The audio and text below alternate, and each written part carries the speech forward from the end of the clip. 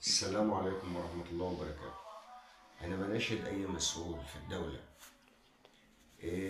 بناشد أي مسؤول في الدولة.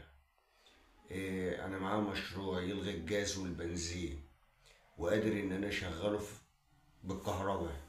يعني أشغله يبقى كهرباء البيت منعزلة لوحدها، وأمشي العربيات بدون وقود وبدون بنزين، بدل ما احنا في زيادات كل يوم والتاني، وكهرباء بتغلى على الناس.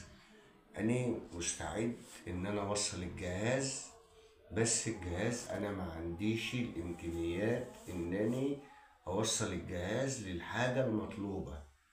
أنا ما عنديش إمكانيات، لا فلوس ولا عندي إمكانيات أجهزة أو عندي صناعية.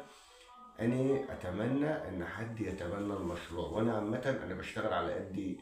عامل الجهاز كده حاجة كروكي، وعندي رسم هندسي.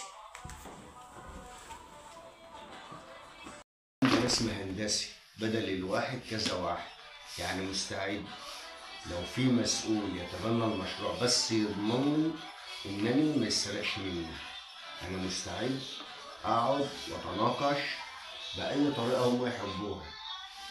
ولا مؤاخذه في الكلمه، عندي كروكي، انا شغال الخراط من الصندوق وساكن في القطر، وعندي انا اصلا شغال فيه، بس عاوز اعمل عامل حاجه كده هيكل اولي، بس مش هو ده المشروع الاساسي. المشروع الاساسي فيه حاجات، امكانيات في دماغي انا ما اقدرش اطلعها على الجهاز الا بالامكانيات اللي هتوصل ليها.